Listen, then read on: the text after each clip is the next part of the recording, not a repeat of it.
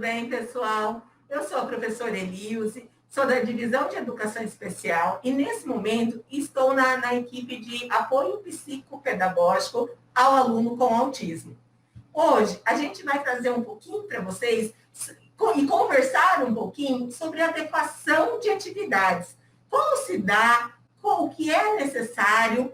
Então, hoje a gente vai compreender como isso funciona dentro da necessidade do público-alvo da educação especial. Hoje, eu estou aqui com o meu colega Márcio. Olá, pessoal. Também eu faço parte da equipe do autismo, da Divisão de Educação Especial. E junto com a gente, o Tiago. Olá, tudo bom? Também faço parte da equipe do autismo, junto à Divisão de Educação Especial. A gente quer agradecer a nossa secretária e, em nome dela, também agradecer a presença de vocês aqui junto com a gente nessa live. E quando a gente fala de educação especial, a gente tem uma mensagem para vocês que nos direciona um pouquinho de como se dá isso. Quando a gente fala de educação especial, quando a gente fala de alunos público-alvo da educação especial, a gente não pode deixar de falar, pode ir seguindo o slide, a gente não pode deixar de falar que cada aluno apresenta características únicas, que cada aluno tem habilidades e necessidades específicas dentro do seu desenvolvimento. Vale a gente ressaltar que um diagnóstico não define o indivíduo. Esse diagnóstico nos ajuda a orientar acerca de algumas características daquela deficiência.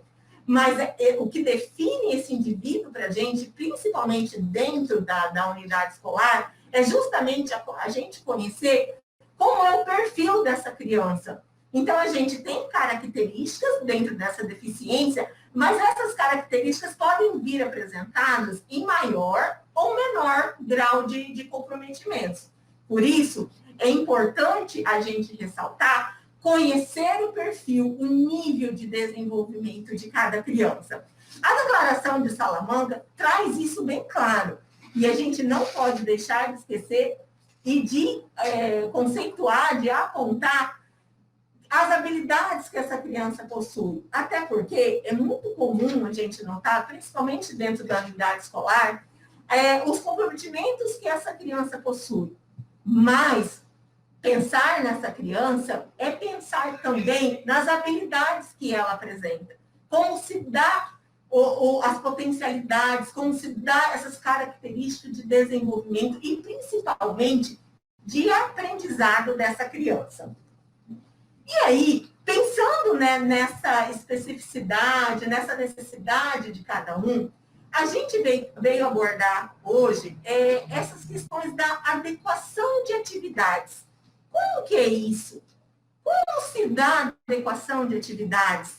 A gente sabe que a gente tem um currículo já pré-estabelecido para os momentos da unidade escolar. A gente tem um currículo que ele vem apresentado dentro de uma legislação vigente. Até porque, quando a gente pensa em aprendizado, quando a gente pensa em crianças, a gente pensa em salas heterogêneas. A gente pensa numa demanda de aprendizado diferenciados. Então, a gente precisa pensar em adequar essas atividades, principalmente para as crianças com deficiência. E aí, a gente pensa que esse currículo já está pronto.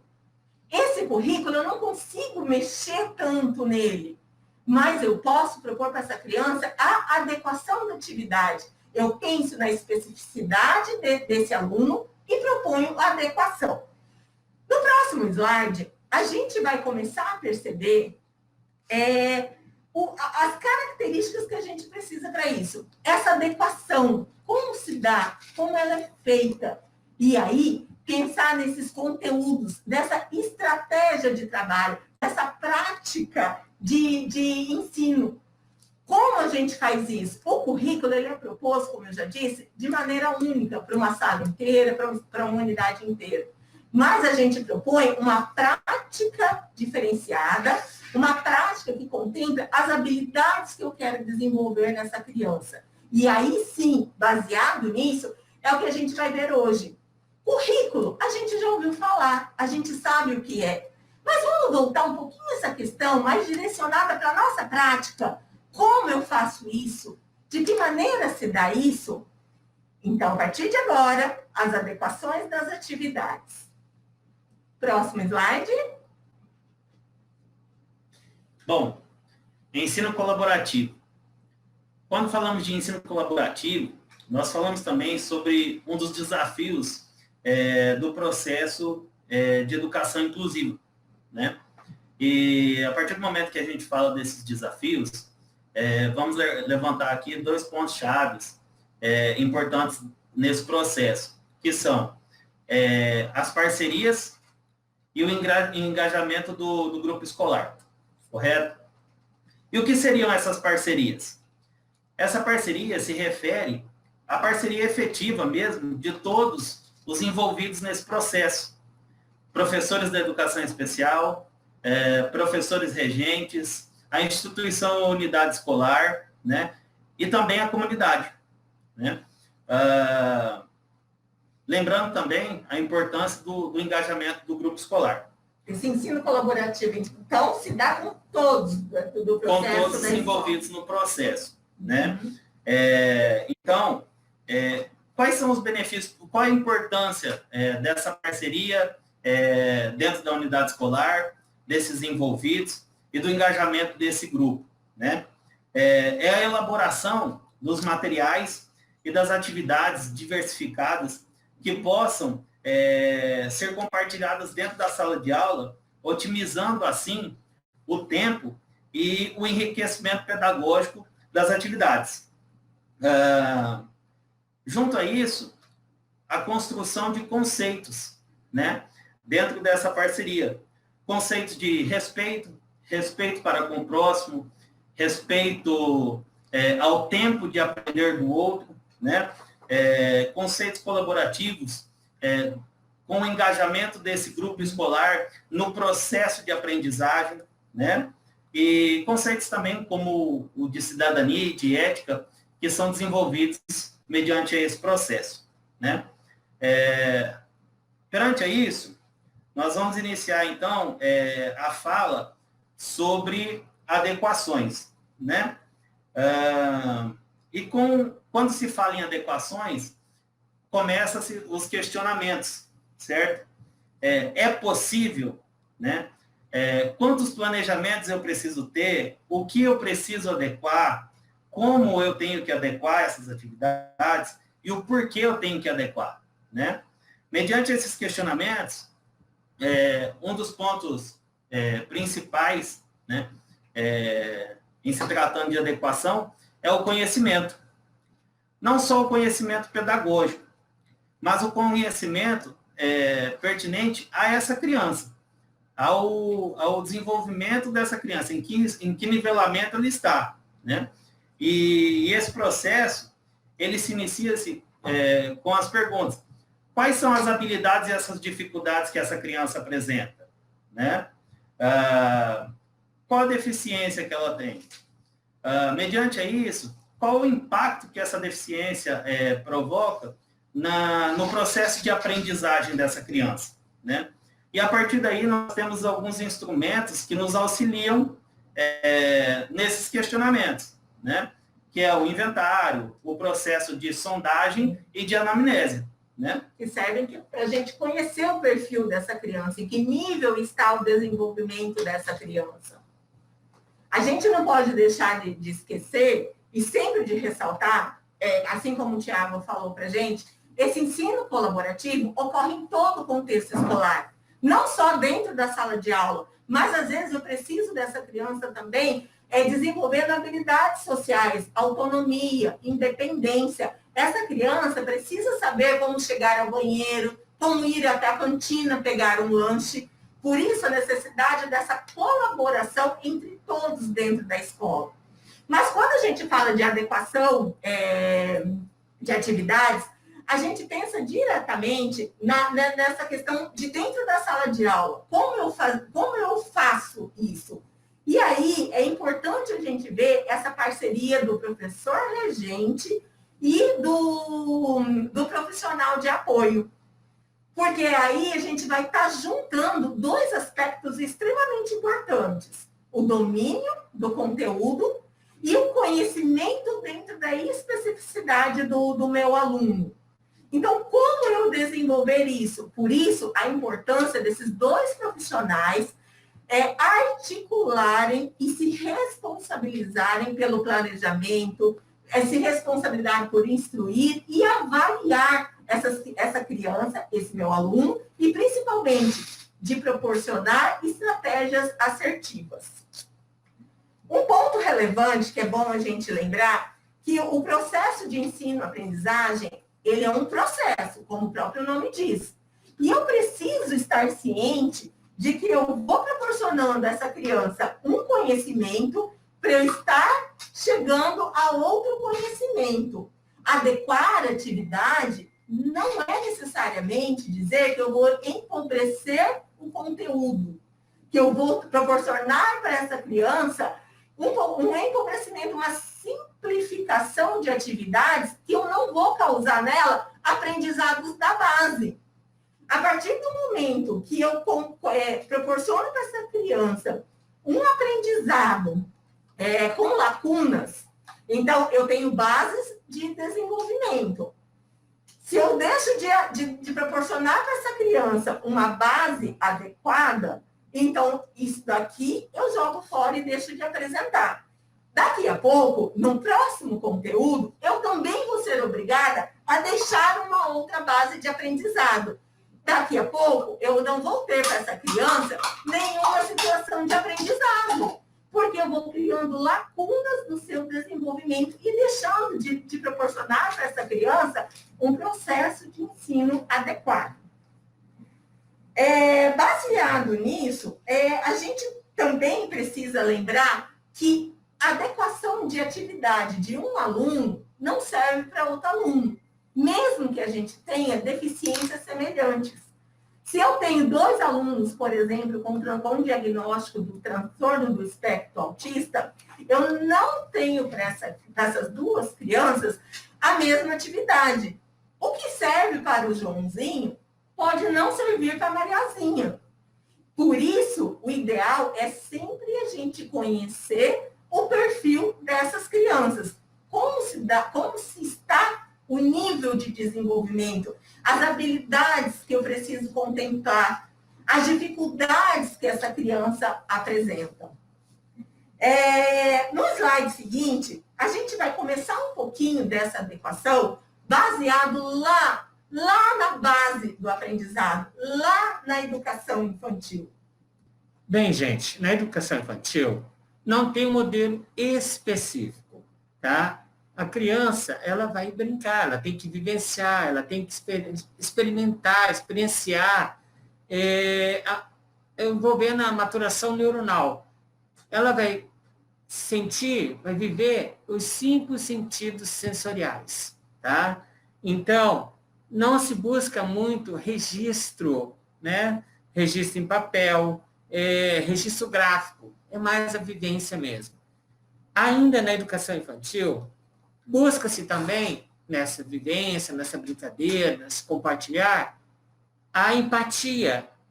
Ele aprende a colocar-se no lugar do outro. Porque o que acontece? Uma criança na educação infantil, ela é muito egocêntrica. Ela ainda tem aquela questão do tudo voltado a ela. Então, começa a se trabalhar a empatia, o colocar-se no lugar do outro. Seria a base da empatia. O que é isso?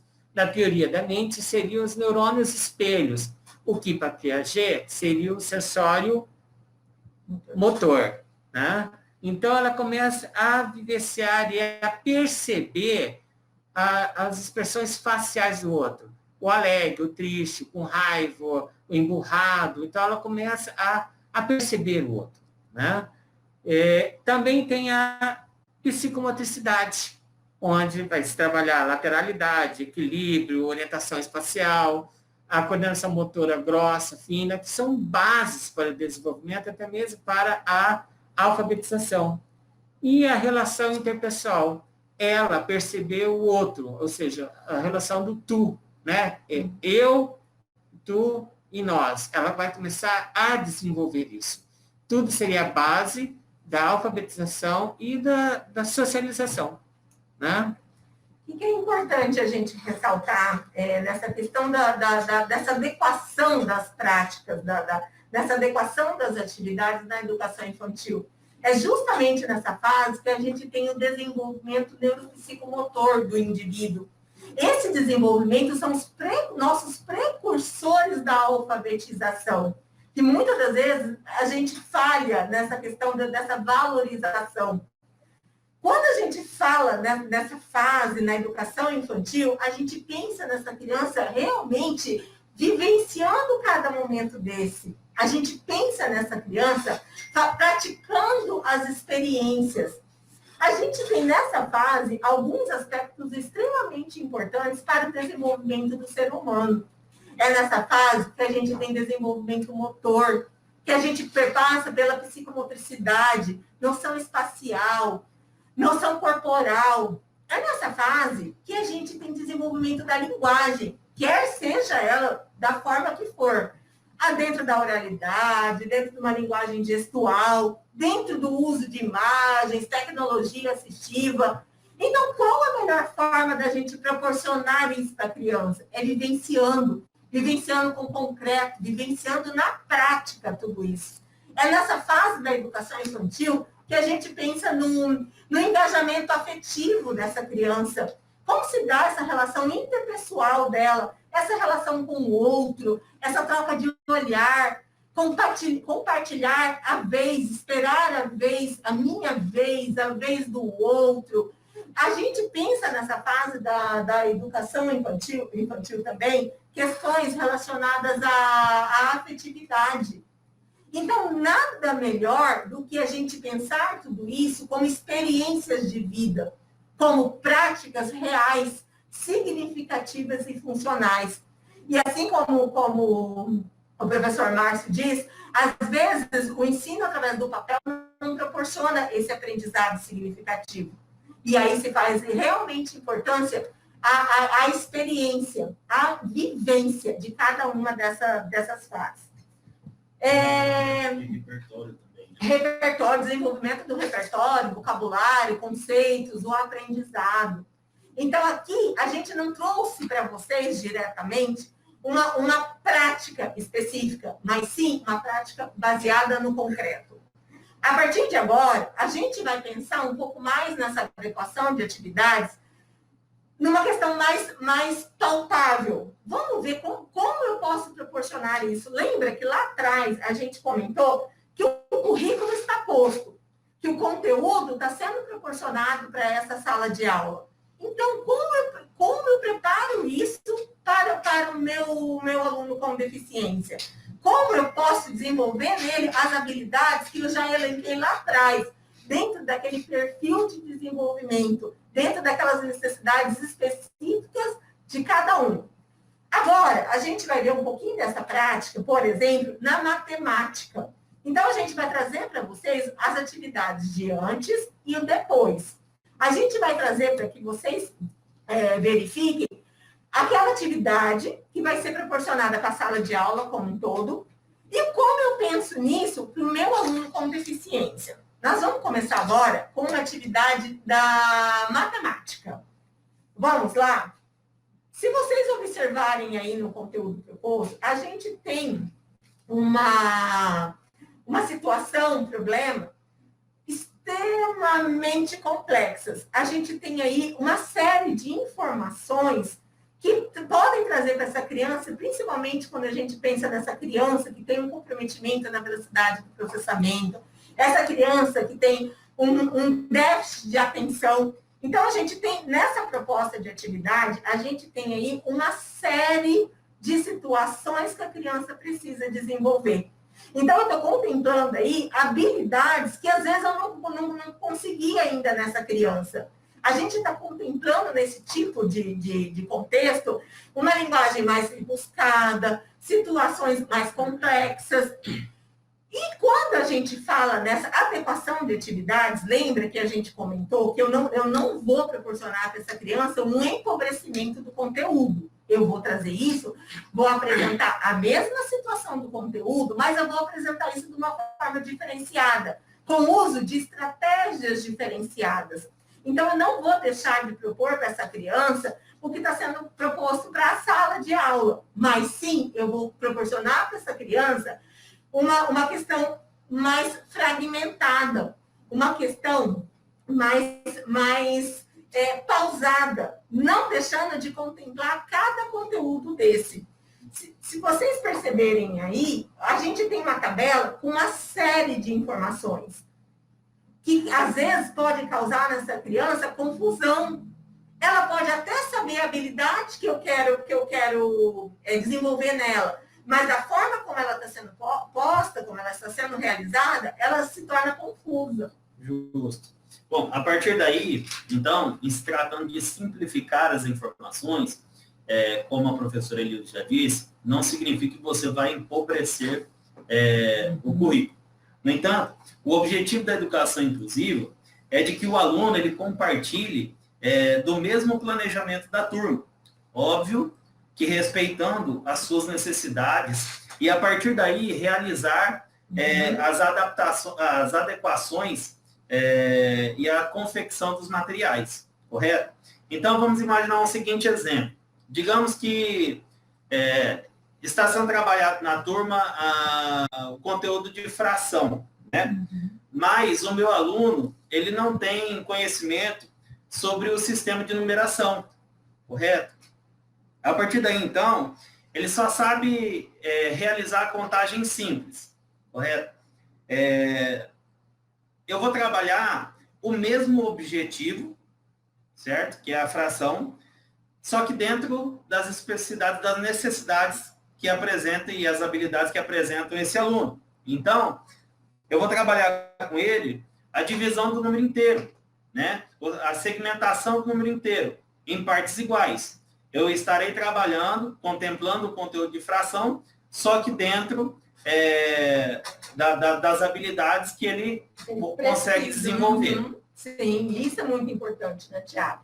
É extremamente importante, porque ele está visualizando o que está sendo trabalhado dentro da sala de aula. Justamente. Então, ele está inserido dentro desse processo de atuação dentro da sala de aula, mas a gente não está deixando de contemplar as especificidades que esse aluno apresenta. A gente não está deixando de trabalhar essa zona de desenvolvimento que ele precisa. Então, a gente parte dessa parte mais concreta, a gente parte dessa parte mais da base, para a gente chegar no conhecimento, às vezes, mais abstrato, mais específico. É importante lembrar também que a gente, em momento algum, deixou de cumprir com o currículo, com o que está sendo trabalhado dentro de sala de aula, né? Nós só trouxemos esse conteúdo de forma adequada, né?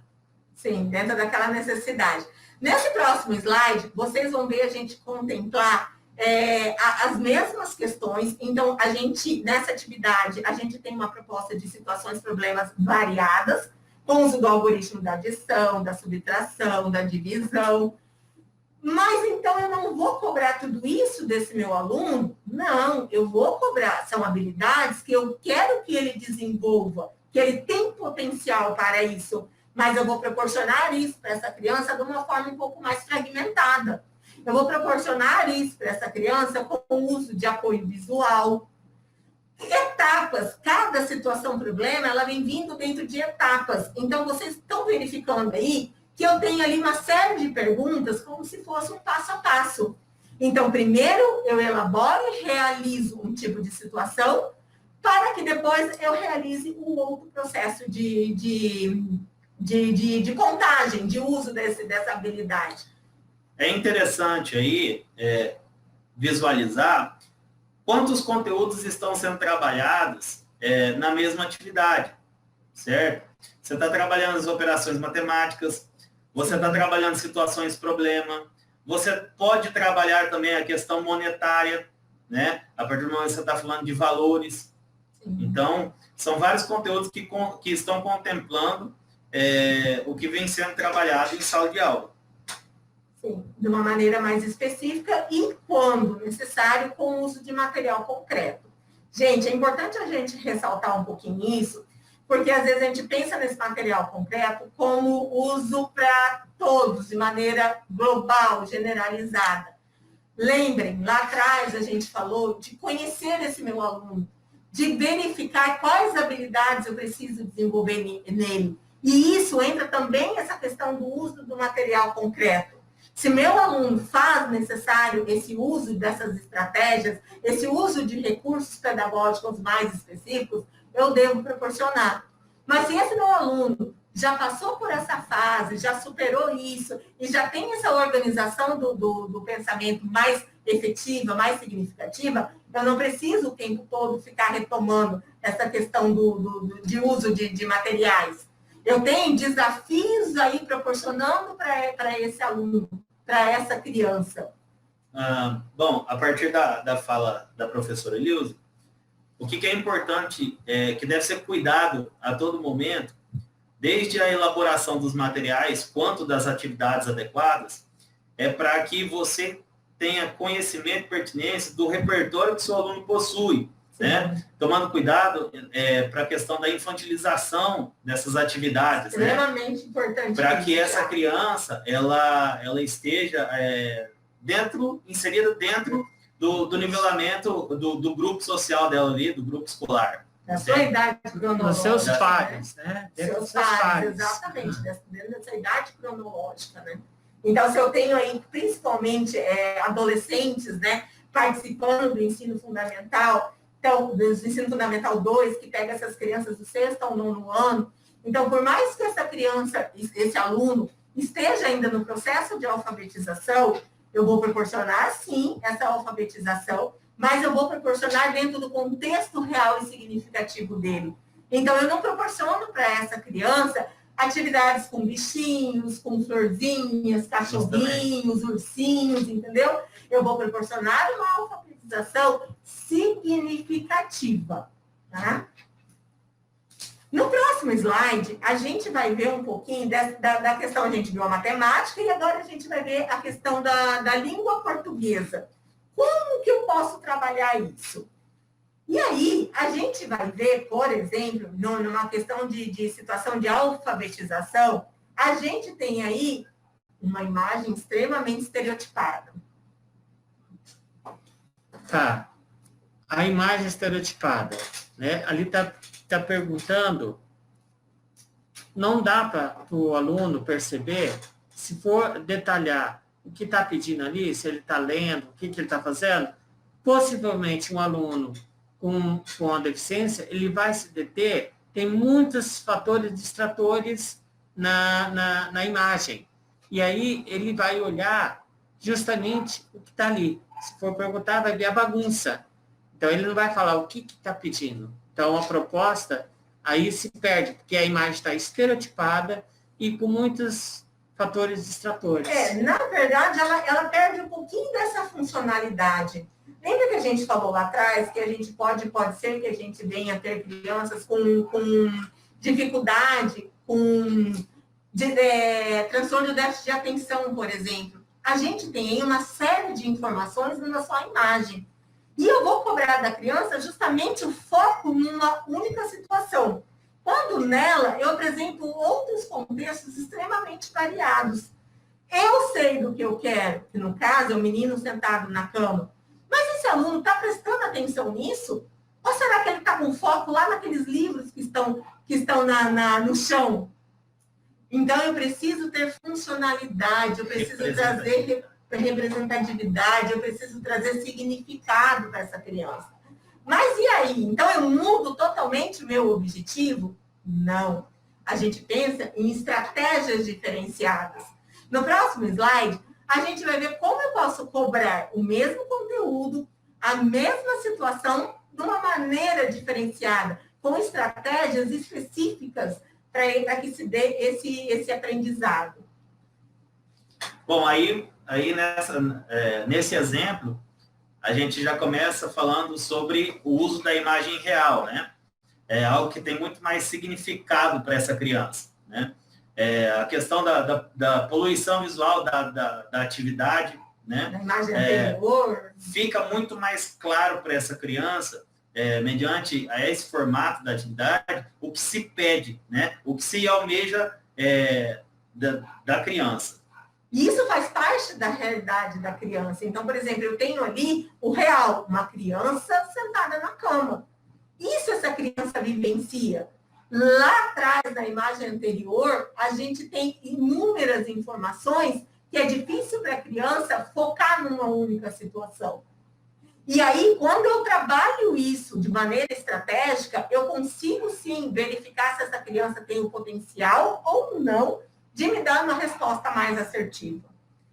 Em português mesmo, na língua portuguesa mesmo, a gente tem uma outra situação. E aí, a gente tem uma situação que envolve justamente essa questão da abstração. No próximo slide, vocês vão perceber que a gente tem situações do jogo simbólico, desse planejamento, dessa organização de pensamento. E aí, como eu vou cobrar dessa criança essas habilidades ali tão intrínsecas, tão assim, que eu preciso vivenciar, entender o que é que esse personagem quis me dizer, e aí sim formular uma resposta. Lembra que a gente falou que essas crianças trazem prejuízos justamente nessa organização do pensamento, dessa velocidade do processamento da informação. Então, eu vou estar cobrando aí habilidades que não podem ainda não existir nessa criança. E aí, não se trata de facilitar, mas se trata de mostrar para essa criança algumas situações que eu consigo tornar isso mais real, mais efetivo, que a informação se torna mais significativa para mim. Então, ao invés de eu proporcionar situações como essa, eu trago isso de uma outra maneira, eu trago isso com uma outra proposta. Justo. Nesse próximo slide, a gente vai verificar um pouquinho sobre isso. Então, aí, ó, vocês viram que a gente está com a situação de tirinhos, não é? Eu não mudei a situação, eu não troquei o conteúdo da sala, mas eu trouxe isso dessa maneira mais estratégica. Então, a tirinha que eu trouxe com informações mais claras, mais objetivas, mais simplificadas e diretas para que ocorra a resposta dessa criança. Por que é que eu tenho que proporcionar para essa criança toda uma situação de confusão e junto com essa situação de confusão, eu trazer situação de frustração, porque a criança pode não conseguir elaborar uma resposta satisfatória, se eu consigo deixar isso de uma maneira mais direcionada. Então, dentro da tirinha, e principalmente a gente procurou até mesmo o mesmo personagem, ou em situações muito parecidas, a gente cobrou dessa criança, baseado no perfil e pensando nessa questão do desenvolvimento que ela apresenta, a gente cobrou dessa criança as respostas aplausíveis, as respostas que elas são capazes de dar. E aí sim, gerar um conhecimento mais específico. Bom, a partir dessa capacidade que a Elis falou, que está ligada ao nível de desenvolvimento dessa criança, é importante também a gente falar sobre as metas, né? Estabelecer metas sobre o conhecimento dessas crianças, metas a curto prazo, né? A partir do reconhecimento das habilidades e das dificuldades dessa criança, estabelecer estratégias mais direcionadas ao ensino, né? E traçar diferentes caminhos mediante aos avanços e propor novos desafios. Sempre. O desafio é extremamente importante para o desenvolvimento da criança. E, gente, não vamos deixar sempre de esquecer que uma atividade elaborada para uma certa criança não serve para outra criança, mesmo que essas apresentem diagnósticos semelhantes. Então, eu preciso conhecer como essa criança está, até mesmo porque aqui, numa atividade como essa, por exemplo, a gente tem uma relação de uso de imagens. Então, eu preciso conhecer que nível de abstração essa criança está para eu proporcionar a imagem, a figura mais adequada. Se eu preciso de uma situação mais real, se esse apoio visual eu preciso de uma representatividade mais real, mais significativa, ou se ela já é capaz de direcionar atividades como desenhos aqui propostos. Porque, gente, essa questão da adequação dessas atividades vem diante até mesmo da sondagem. E você está conhecendo já desse aluno, já desde lá do início, porque podem ter a mesma deficiência, mas tem que ser trabalhado, de repente, são seres únicos, trabalhados de maneiras diferentes. Sempre, as particularidades e a especificidade de cada um. Então, isso tem que ser levado em consideração. Sempre. No slide anterior, a gente vai ver uma situação um pouco mais complexa. É um texto, uma proposta de interpretação textual, um texto mais complexo, um texto maior. E aí, eu preciso pensar em várias situações. Essa criança já está lendo? Essa criança apresenta uma interpretação coerente? Já está alfabetizada, né? Já está alfabetizada? Aquela questão, não pode passar para o próximo slide, naquela questão de informações. Olha a série de informações que eu estou propondo para essa criança. O texto em questão, ele trata um pouquinho dessa questão da vivência com o pai. Gente, o que é mais significativo para essa criança do que a gente falar de uma situação mais próxima dela? Vivenciada, do que a gente falar com essa criança, às vezes, dessa relação com o próprio pai. Ou trazer isso com uma maneira de apoio visual. Eu não estou deixando de trabalhar o conteúdo proposto. Eu não estou deixando de fazer essa interação com essa criança. Eu não estou deixando de propor essa contextualização, mas eu vou fazer isso de uma maneira diferente. Como eu proponho, por exemplo, o uso dessas imagens, o uso desse texto? Eu não tenho necessidade de conter tantas informações. Eu não tenho necessidade de conter ali, lembra que a gente comentou lá atrás dessa questão da frustração, dessa questão da criança compreender efetivamente aquilo que eu quero? Então, eu penso nessa atividade de uma maneira com um apoio mais visual. Na adequação que a gente propôs para vocês, no próximo slide, vocês vão ver que a gente não deixou de falar do assunto, do texto, a gente não deixou de falar da situação, da figura paterna, mas a gente trouxe junto apoio visual. A gente trouxe junto a contextualização com o uso da imagem. No texto seguinte, vocês vão ver que a gente trouxe questões bem significativas.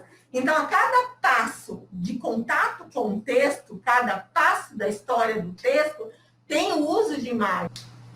E aí, quando a gente pensa num texto com essa informação demasiada, com essa complexidade toda de contextualização, principalmente de ideias, a gente tenta proporcionar para essa criança uma outra maneira de estratégias.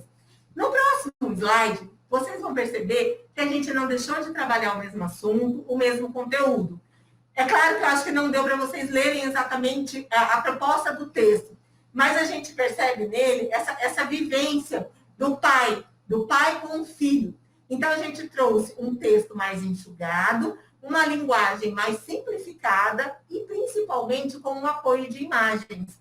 Então, a cada parte, a cada etapa do texto, eu proponho para essa criança o apoio visual, tornando um aprendizado muito mais significativo, muito mais funcional, muito mais real para essa criança.